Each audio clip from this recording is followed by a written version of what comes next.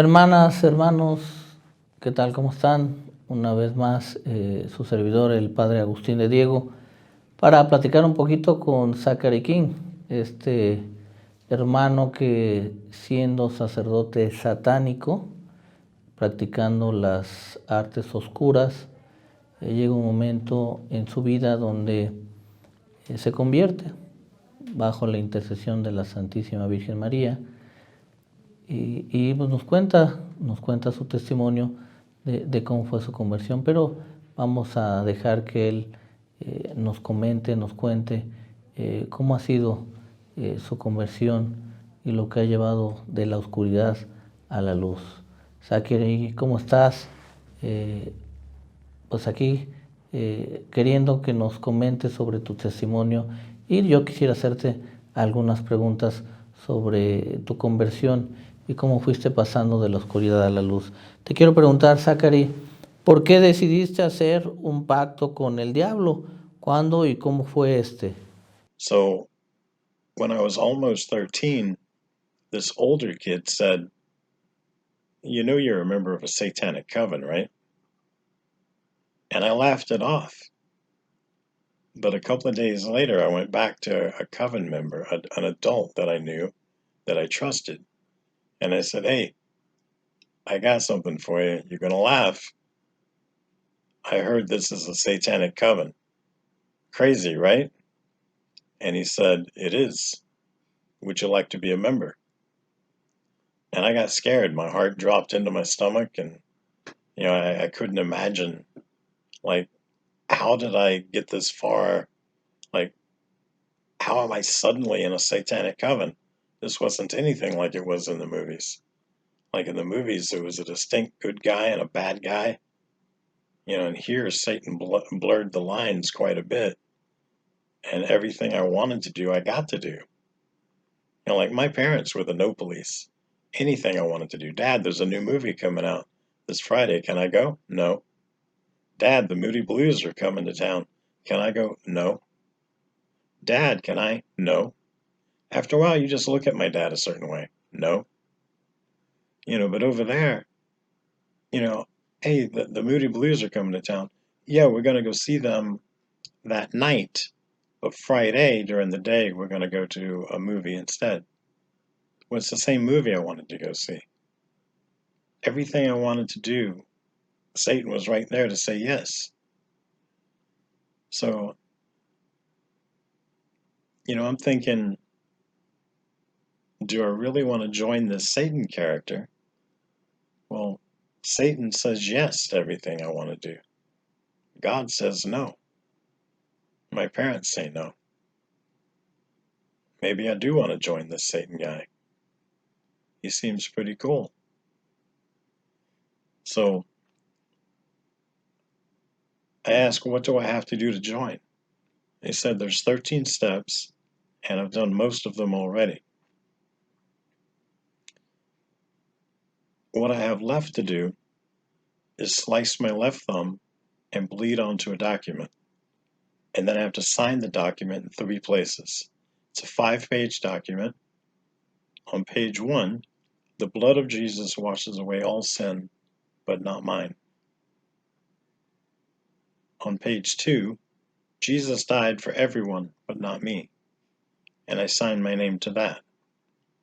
On the final page, I agree to sell my soul to the devil. Es interesante lo que tú comentas y quisiéramos ahondar un poquito más. Ahora quisiera preguntarte, Zachary, ¿es imposible vender el alma al enemigo? Dinos por qué. Now, has anyone out there listening to my voice, have any of you sold your soul to the devil? Just in case you have and you're worried about that, don't be. Go to confession. All you can do is give your will to the devil. You cannot sell what you do not own. You don't own your soul.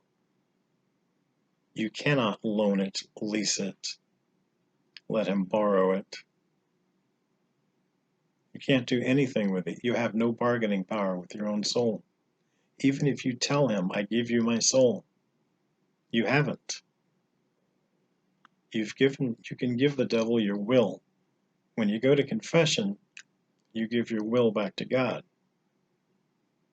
Now, Satan will lie to you and tell you he owns your soul. He does not own your soul. Jesus owns your soul. Remember Jesus? The guy that died on the cross for you? He died on the cross for you.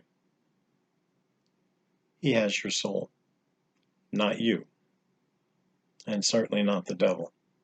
Pues ciertamente el alma, como tú indicas, no se puede vender, pero quisiera ahora preguntarte, cuéntanos sobre el poder de la Santísima Virgen María y la medalla milagrosa que fue lo que te llevó de alguna forma a reconocer el poder de Dios y cómo la Virgen pisó la cabeza de la serpiente y lo sigue haciendo para derrotar las obras del mal. So, one day this woman came in and she wanted to buy a pair of gold tooth earrings. And I sold her what I thought was the perfect pair. And then I gave her the receipt and I said, if you call the 800 number on this receipt and take a survey, you might win $1,000. And she's like, great, I've got something for you too. And she reaches in her purse and I thought, oh no, she's going to pull out a Jack Chick pamphlet. She's going to tell me that I'm sinning and I have to get on my knees and face God and all these options that I don't really have because, you know, I sold my soul to the devil when I was 13. And instead, she pulls out a little gold disc. Now, I recognize gold jewelry. I recognize cheap gold jewelry because we sell it. And she pulls out this gold-colored cheap piece of tin. And she tells me, this is very powerful. Well, I know Christians don't bless anything. And then she says the weirdest thing I've ever heard. Now, I partied with rock stars. I helped make about 1,200 rock stars because that's what the devil does. He works through the Illuminati, and I worked with the Illuminati for 12 years. So she says the weirdest thing I've ever heard. She said, the Blessed Mother is calling you into her army. I grew up Baptist. I'm thinking, Blessed Mother, Isis, Gaia? I have no idea who the Blessed Mother is. Now, her telling me it's powerful, though, I'm taking this as a challenge. Like, at one time, there was 7.2 billion people in the world, and there could be between 1 and 10 high wizards in the world. So let your brain wrap around that. There could have been 7.2 billion people, and I could have been the only high wizard. That's an ego trip and a half. That's really cool.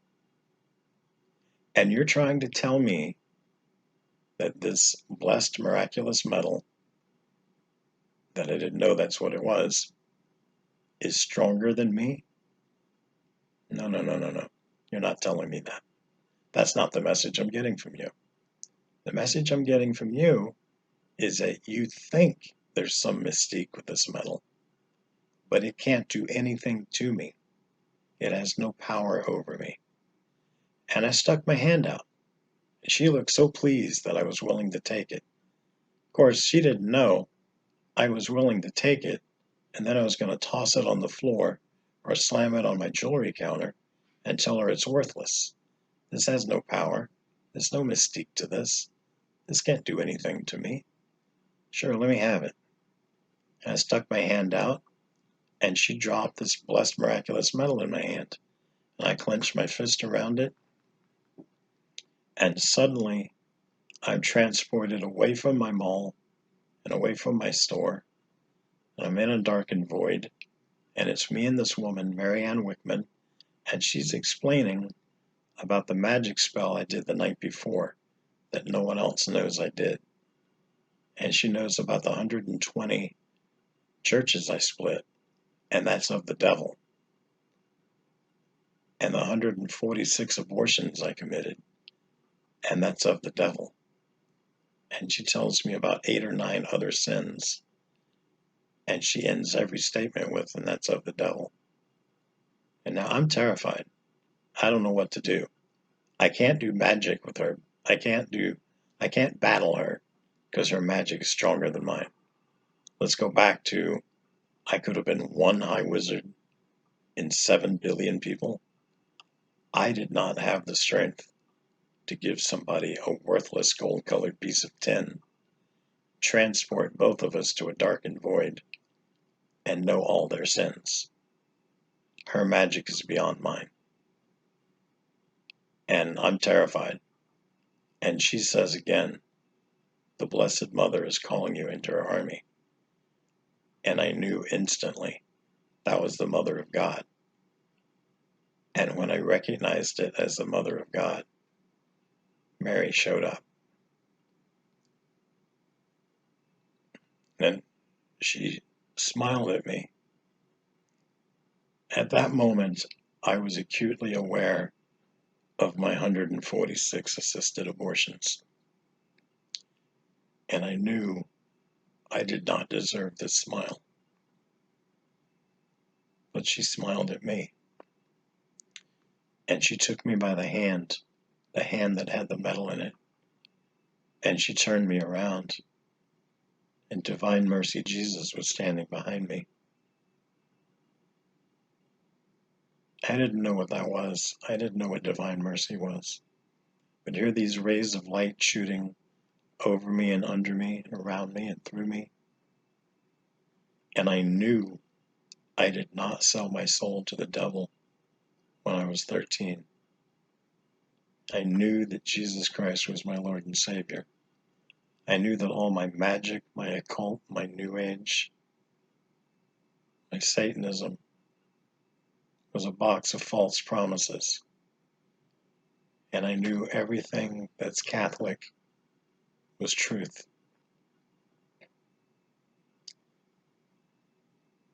And the Blessed Mother told me my job was to help her end abortion. And I opened my hand, and I was back in my store, back in my mall. This woman was telling me where she went to Mass.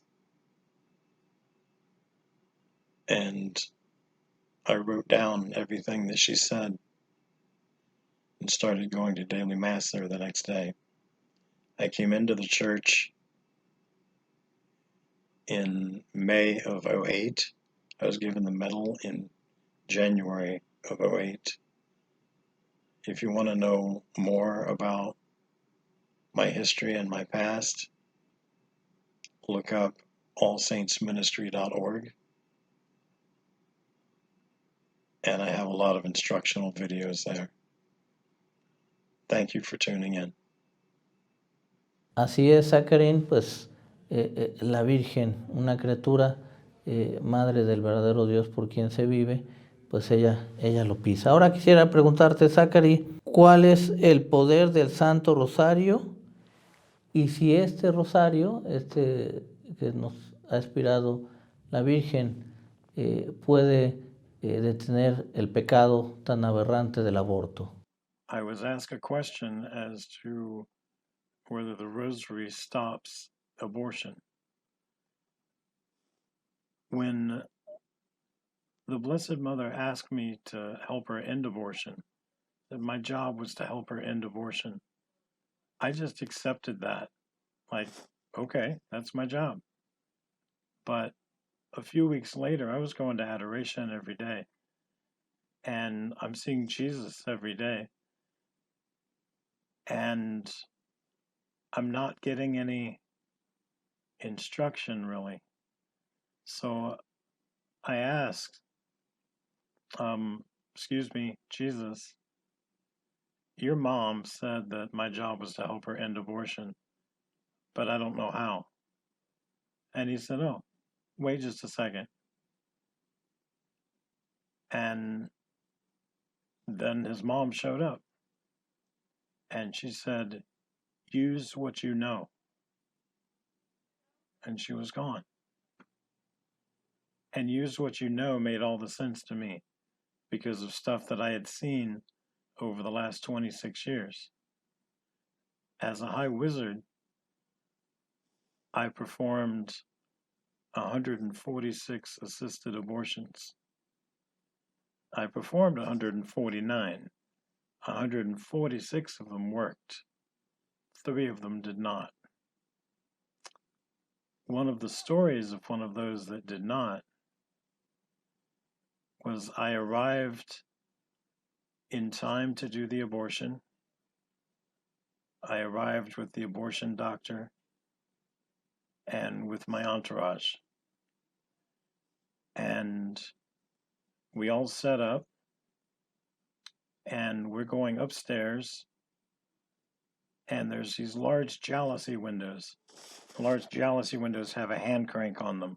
So you crank them up and the windows open up. And the people outside were chanting something. They started off with, there was a satanic biker gang on our side of the road, and on the other side were a bunch of people quietly chanting. Well, we were Satanists, we chanted, so we recognized chanting. And then at some point, we noticed that they're on their knees and they're chanting with even more fervor. Like they seem happily chanting. And so we opened the jalousie windows to see what they were saying. And when we opened the windows, then we could hear that it was, Hail Mary, full of grace, the Lord is with thee. Blessed art thou among women, and blessed is the fruit of thy womb, Jesus. And as they're saying that, I'm saying that part. So I can repeat back what they're saying. And then when the second part starts, a handler is the person that brings you whatever your favorite sins are. If you've got a cocaine addiction, they're the person that brings you your cocaine. Or whatever your addiction is, they bring you whatever that is. So my handler is there, and he starts repeating back, Holy Mary, Mother of God. But we start laughing at that point. Because we're Satanists and we're thinking, who could be the Mother of God? Nobody. So we laugh that off. And they continue chanting, and we turn the jalousie the other way and close the window. And we go back over to where the abortion is taking place. And the doctor says, let's get going. It's that time. The woman is doing this as a breeder. Her job is to have an abortion. Her job is to get pregnant so she can have an abortion. The rest of the people in the room are doing the chant. Everything's ready to go. And the doctor checks and he says, you're not even dilated. Why are we here? And the woman is like, is this your first rodeo? I'm clearly ready. The baby's in the birth canal. Let's get going. And he says, you're not ready. And so she looks at me and she says, is this your first rodeo too? And I said, no, but I'm not a doctor. I don't even know what dialyzed means. I don't know what you need me to do. And she said, will you check and tell them that I'm ready for the abortion? I said, I can't tell you that. I don't know when you're ready. She's like, the baby's in the birth canal. It's ready now. So I kind of stick my hand in, but I don't know what I'm doing. And I'm telling the doctor, I don't know. And he says, I'm telling you, she's not ready. It's not ready for She's not dilated. She's not ready. And she's yelling at me and yelling at him, and she's cussing us out. It's like 5 minutes of solid cussing out. She's mad. I'm mad because I've wasted my day. I'm supposed to be doing an abortion right now, and she's not ready. And the woman's cussing us out. The doctor says that he can come back later tonight. I said, I can't do that. I've got stuff to do. And the woman's talking to us, and we hear a baby cry. And we both look down, and the baby's come out. Now, at that coven, if you kill the baby in the womb, then it's an abortion. And if you kill the baby outside the womb, it's murder. So you can't kill the baby outside the womb. And it failed. We had a failed abortion. And at that time, if that happens, then we have a nurse and a social worker. My assistant's trying to help me, but I can't hear because my headphones are noise canceling. What? Social worker. Social worker, thank you. A social worker that comes in and they get the adoption started, and the baby goes out to a family that wants to adopt it. The Satanists don't want to adopt it. Satanists wanted to murder it. But we don't want to get a murder charge. So when I returned back to the office, I checked on the paperwork of all the failed abortions. And in my report, I wrote that people were praying on prayer ropes, Jesus beads, prayer beads, and worry beads. And that's all the reports I pulled up were like that. It had wording similar. No one said rosary. If we'd all said rosary, I'd have realized that praying the rosary is what's canceling the abortions. But those words weren't used. So I didn't figure that's what was being, that's what was happening. But as it turns out, having the rosary said stops the abortion. Abortion is the fuel that Satan uses to run his satanic machine.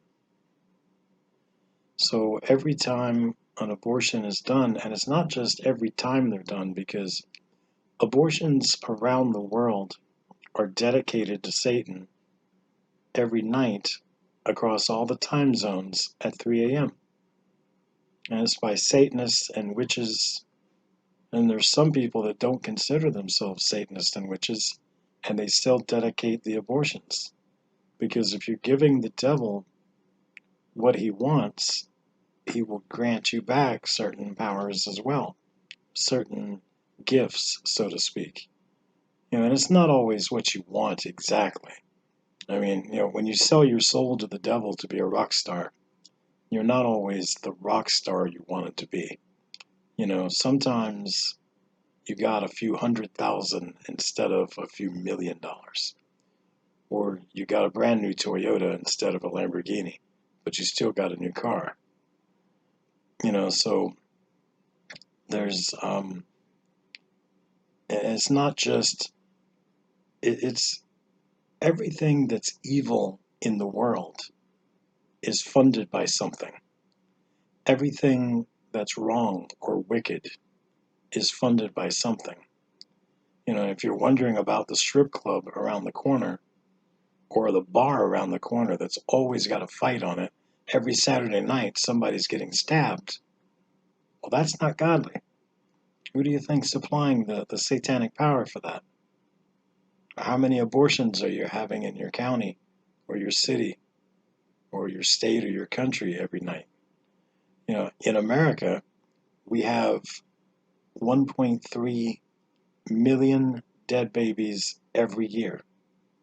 That's just in Planned Parenthood, and that's by their own numbers. That's what they claim they do.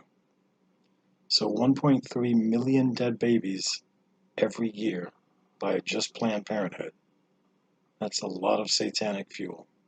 Pues sí, Zachary, efectivamente, el rosario es un arma poderosísima que nos lleva precisamente a acercarnos a Jesús y a derrocar a la muerte y al pecado. Ahora, Zachary, quisiera preguntarte, ¿la consagración a la Virgen María es poderosa? Tú que estuviste del otro lado, ¿qué tal? ¿Cómo se ve el poder de la Virgen sobre las fuerzas oscuras, sobre el poder del mal, sobre Satanás y sus secuaces? Now, it's extremely important to consecrate. The graces that you get, and every time you do something, if you're not consecrated, you do things and eventually you think, oh, I need to join that pain and suffering to join Jesus on the cross and let the Blessed Mother use that grace for whatever she wants. But when you're consecrated to Mary, she automatically comes and gathers that grace and uses it for whatever she wants. Now, you might decide, you know, I would also like that to go to this other cause as well. Grace doesn't have to be limited to one thing, so you can do that. But on top of what you're giving the grace to the Blessed Mother for, she's using it for whatever she wills, which she's smarter than we are, so she knows, you know, what she should be putting that towards. Now, I tell people there's the three methods, and St. Maximilian Kolbe and St. Louis de Montfort are both kind of daunting. There's a lot of stuff you have to do. But I'm an extremist, so doing one of those two was a no-brainer for me. But I did both. Y finalmente, Zachary, yo quisiera preguntarte ya para finiquitar esta grandiosa entrevista, ¿cuál es la principal herramienta del combate espiritual? ¿Pudiéramos hablar del estado de gracia? ¿Qué nos comentas al respecto? You guys should learn something about spiritual warfare and learn how to fight, because if you understood the laws of spiritual warfare, you'd be in a state of grace all the time. Pues Zachary, muchísimas gracias por tu testimonio, por tus respuestas, por el testimonio que nos has dado, por el perseverar y que a pesar de las situaciones que has vivido, de tu enfermedad, de los ataques del mismo el maligno y de las persecuciones que has sufrido, pues sigues adelante en el combate de la fe, perseverando hasta el final. Que Dios los bendiga a todos y los proteja a la Virgen con su intercesión. Únete a la cruzada de Rosario por México. Al menos 12 millones de personas rezando diario el rosario. Es por ti, por tu familia y por la paz de México. La Virgen de Guadalupe, patrona de México, derrama muchas bendiciones sobre nuestro país. Sin embargo, necesita un ejército de personas que se unan en esta batalla con el arma más poderosa, el Santo Rosario. Señor, bendice nuestro México. Ayúdanos a amarte y a amar a nuestros hermanos. Señor, te pedimos perdón por nuestras ofensas. Te rogamos humildemente que tu corazón misericordioso derrame las bendiciones que México necesita. Vivimos en tiempos difíciles y hoy más que nunca te necesitamos pedir por nuestras familias, trabajos y nuestro país. ¿Y tú qué puedes hacer? Únete a esta cruzada de Rosario por México. Al menos 12 millones de personas rezando diario el rosario y por medio de la intercesión de la Virgen de Guadalupe, Reina de México, nuestra historia puede dar un giro. Nuestras oraciones serán escuchadas. Regístrate en www.rosariopormexico.com. Facebook, Twitter, YouTube e Instagram. Rosario por México.